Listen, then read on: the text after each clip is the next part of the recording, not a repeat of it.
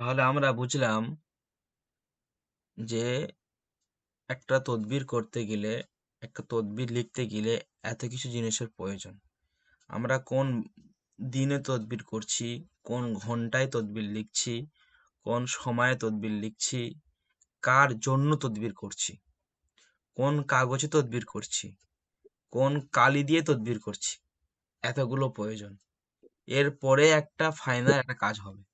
বুঝতে পেরেছেন? এরপরে একটা ফাইনাল কাজ হবে।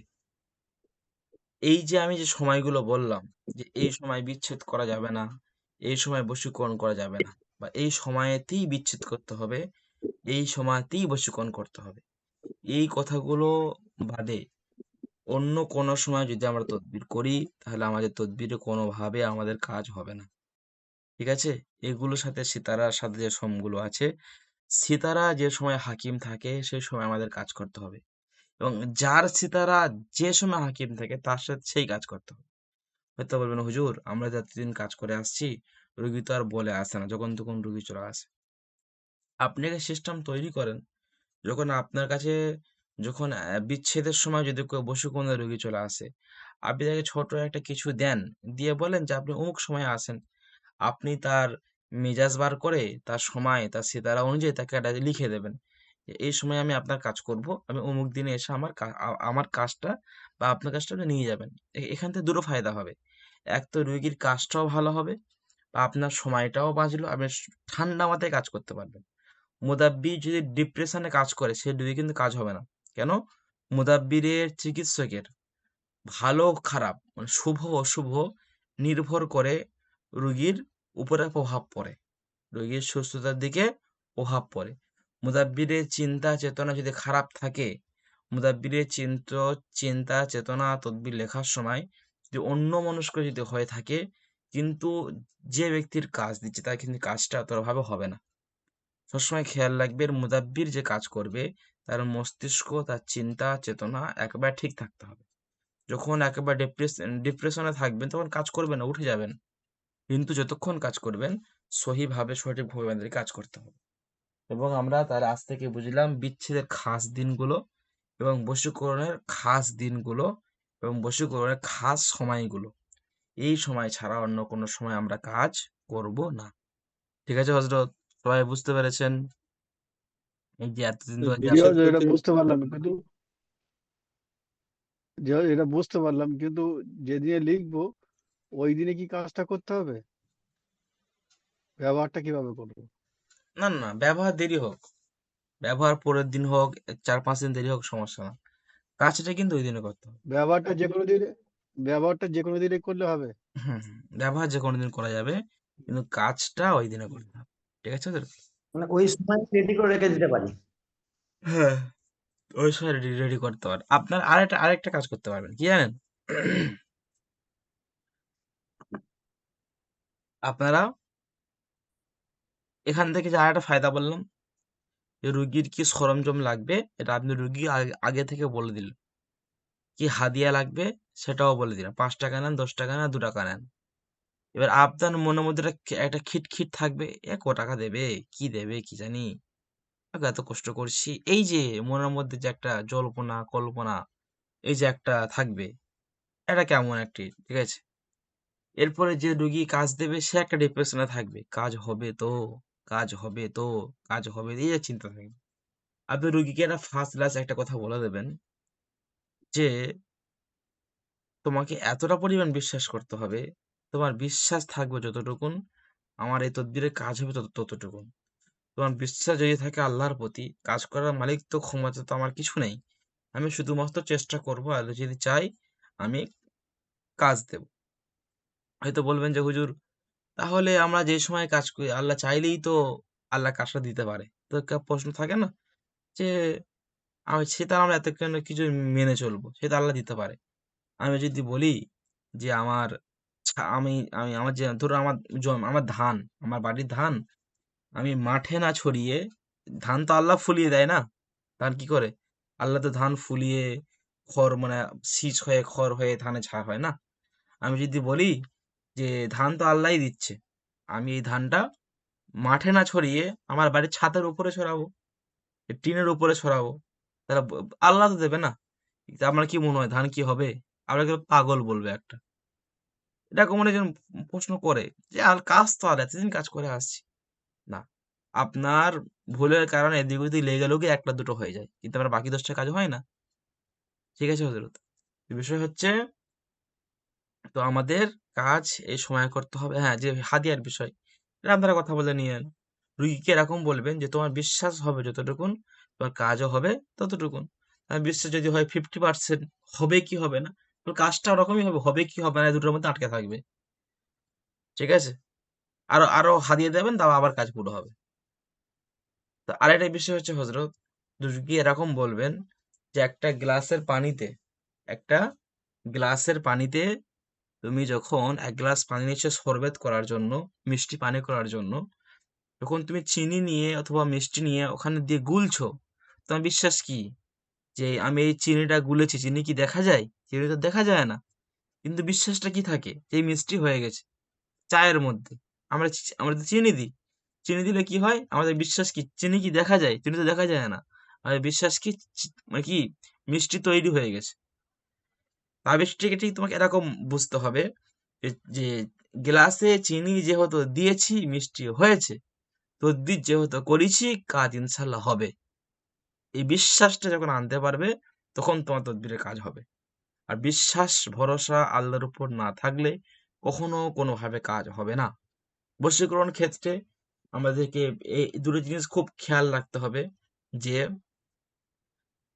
আশিক কে আর মাসুক কে, এই জিনিসটা খেয়াল রাখতে হবে। যে আশিক সে কি সঠিক আশিক, আর যে মাসুক সে কি সঠিক মাসুক, এই বিষয়টা খেয়াল রাখতে হবে। তবে কিন্তু কাজ হবে। এটা কিন্তু চিটিং মায়ের জামানা ভরে গিয়েছে হয়তো। আপনাকে এসে উল্টো পাল্টা বলে বুঝিয়ে আপনাকে তার কাছ থেকে তাবিজ করে নিয়ে যাবে, শেষে আপনাকে বদনাম করবে। আমাদের সব রুগীর কাজ করার প্রয়োজন না। আমরা আমরা বুঝে শুনে কাজ করো, সবাই কাজ করে, আমি কি সবাই ঠেকা নিয়ে রেখেছি আমি সবার কাজ আমার করতেই হবে? না, আমাকে মার্কেটে বদনাম করলে হবে না। অনেক অনেক অনেক দেখবেন বক্তা, দেখবেন টুক করে আসে, বিরাট ভাইরাল হয়ে যায়, আবার টুক করে লেবে যায় 2 দিনের মধ্যে। যারা বুদ্ধিমান, যাদের কি মানে ভাঁড়ে থাকে কিছু, তারা কি করে যে আস্তে আস্তে ওঠে, বহুদিন টেকে।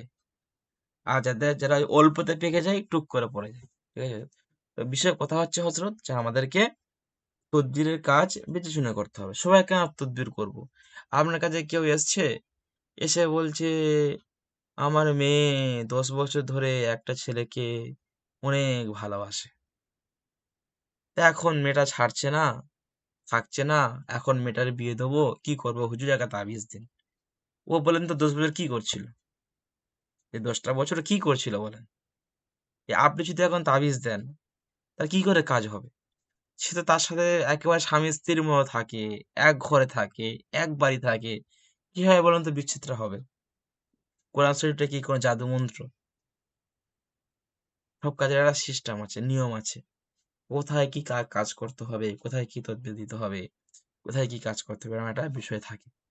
ঠিক আছে হজরত, তো আমরা এগুলো সব হুজুর একটা কথা বলেন হজরত, বলেন। বেয়াদবি নেবেন না। ওই সিতারার ব্যাপারটা একটু কম বুঝে আসছে, ওটা যদি আরেকটু বার একটু বুঝিয়ে দিতেন। আচ্ছা ঠিক আছে, ইনশাল্লাহ আর একদিন ভালো করে বুঝিয়ে দেবো। আর আমরা ভিডিও রেকর্ড করেছি, জি ইনশাল্লাহ ফেসবুকে দেবো, আর ইনশাল্লাহ বুঝতে পারবেন। ঠিক আছে, ঠিক আছে, আচ্ছা। জি জি জি। হুজুর ওই সিতারার অহিদুর, তাহলে দিকটা বাবা মার নামটা একটু, এটা তো রুগীর নাম। বাবা মার নাম কি হয়েছে? রুগীর নাম নেবেন, বাবার নাম কেন নেবেন? না, সব বাবা মার নাম নিতে হয় তো দিতে। বাবা মার নাম তো নিতে হবে, বাবা মার নাম দিয়ে মেজাজ বার করতে হবে না, বুঝতে পারছেন না? বাবা মার নাম আচ্ছা নিতে হবে।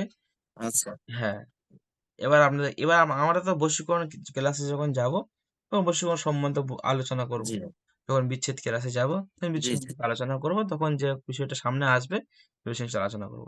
আচ্ছা, এই যে বিষয়টা আপনাদের প্রশ্ন আচ্ছা। ছিল, সেটা হচ্ছে যে আমরা যে নাম নেব, কি নাম নেব?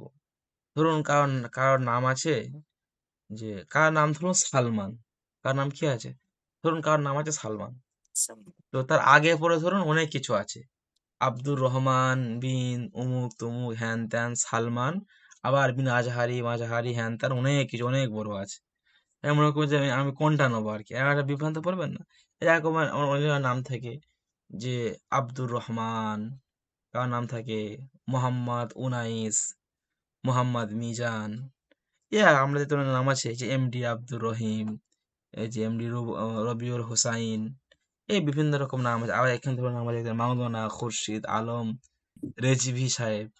হ্যাঁ, এই যে নাম আছে না, তো এই উদ্দেশ্য হচ্ছে এই যে এত কিছু নাম আছে, এই যে মাওলানা খুরশিদ আলম রেজভি, এখান থেকে আমাদেরকে বুঝতে হবে যে মূল নাম কোনটা, মূল মূল মূল নাম কোনটা, জাতি নাম।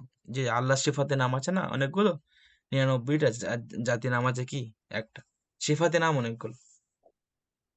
তো আমাদের মূল জাতি নাম, ধরুন আপনার নাম যদি হয় যে ধরুন নাম হচ্ছে মাওলানা খুরশিদ আলম রেজভি, তো মাওলানাটা কি নাম, টাইটেল থেকে এসছে। খুরশিদটা কি ওনার নিজস্ব নাম।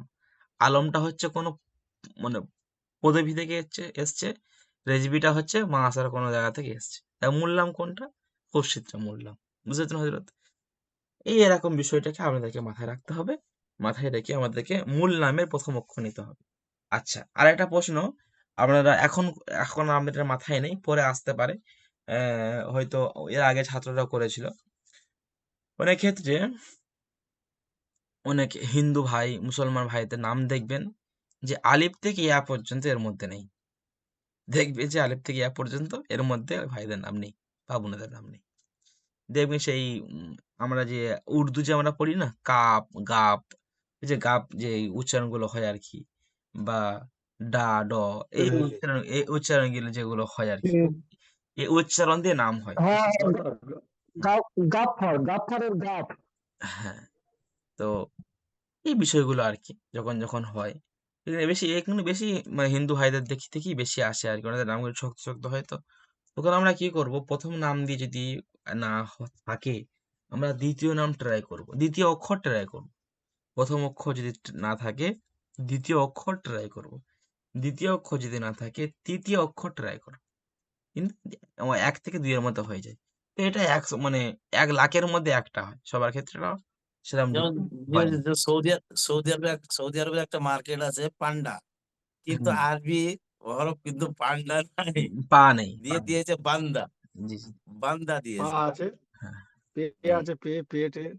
হ্যাঁ না, ওই পেটা তো ওই আলের থেকে ইয়ার মধ্যে আরবির মধ্যে তো আসছে না, তো উনি ওটাই পেট বলছে আর কি। পেটের সৌদি আরবে চলে না যে।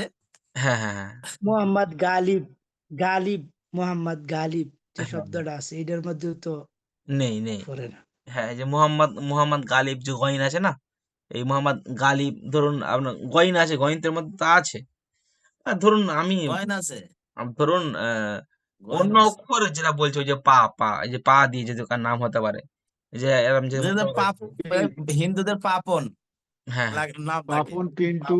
হ্যাঁ, না না না, বাপন তো হবে, আমি আরে বাপ পেয়ে যাবেন, যাক পা পা, যে পা যে অক্ষর দিয়ে যে তার নাম শুরু হয়। পিন্টু। হ্যাঁ, তা আপনি তার পরের অক্ষরটাও নিতে পারবেন। ঠিক আছে, এটা আমার বলার উদ্দেশ্য। তা আশা করছি জি জি জি জি, হ্যাঁ, আশা বুঝতে করছি আপনারা বুঝতে পেরেছেন হজরতজি বললেন। বলছিলাম, হজরতজি বলছিলাম যে বর্তমান সময়ে অনেক সময় দেখা যাচ্ছে মেয়েদের একসাথে দুটো নাম একত্রিত করা থাকে। সেক্ষেত্রে হুম, যে একটা মেয়ের দুটো নাম একত্রিত ভাবে করা আছে, সেক্ষেত্রে কি হবে কি? তার তার মূল নাম যেটা, তাকে জিজ্ঞেস করবে যে তোমার নাম সঠিক কোনটা, সে সেটা বলে দেবে যে আমার তার নাম সঠিক কোনটা, সেই নামটা নেবেন। আধার কার্ডে যে নাম, আধার কার্ডে যে নাম। না না না, তো আধার কার্ডে তো একসাথে দেখা যায়, না না, একসাথে আমি বলতে ঠিকানা চাচ্ছি যে তানজিম, শোনেন একসাথে, বন্ধুরা আছে। যেমন এই তানজিম আক্তার, তো এই আক্তার তানজিম এই ধরনের নামগুলো। ও আচ্ছা, এই ধরনের নামের ক্ষেত্রে তো বললাম, ওই যে তানজিন আক্তার, তার তো আক্তার নামটা তো এমনি এসছে, সাধারণ ভাবে দিয়েছে, মানে নামের সৌন্দর্য বাড়ানোর জন্য। তো তানজিৎ নামটা নেবে। আমি তখন বুঝিয়ে বললাম না, ধরুন কারোর নাম তানজিৎ আক্তার, তানজিৎটা বাদ দেবে। তো এই তানজিৎটা বাদ দিয়ে আক্তার, আক্তার নেবে। তো আমাদের হ্যাঁ, আমাদের এই ক্ষেত্রে সমস্যা হয় না, সমস্যা হয় কোথায় জানেন তো, যখন আমরা নামের আদাত বার করব, যখন আমরা নামের আদাত বার করব, তখন একটু সমস্যা হয়। তখনকার প্রশ্নটা এখনই বলে দিলাম, তো আপনারা মূল নামটা নেবেন। ঠিক আছে, নামের কিভাবে আদাত বার করতে হয় পরে একসময় দেখিয়ে দেবো ইনশাল্লাহ। ঠিক আছে, চলুন আপনারা আসেন, আমরা যে বিষয় আলোচনা করলাম যে সবার সব তদবির কাজ করে না, তো আমরা আপনাদেরকে সবার যে 4 রকম তদবির আমি ইনশাল্লাহ দেখাচ্ছি। কালকে পরের থেকে ইনশাল্লাহ তদবিরের বিষয়গুলো আমরা আলোচনা করবো। সবাই ভালো থাকবেন। কলমের ব্যাপারে কিছু বলুন। কলম, হ্যাঁ, হযরত জি কোনো কলমে বিয়াদবি লেখা যাবে? হযরত জি বিয়াদবি ক্ষমা করবেন, একটা বিষয় জানার খুব ইচ্ছা ছিল। জি জি বলেন। বলছিলাম আজকে হঠাৎ করে ইউটিউবে আপনার ভিডিও দেখতে দেখতে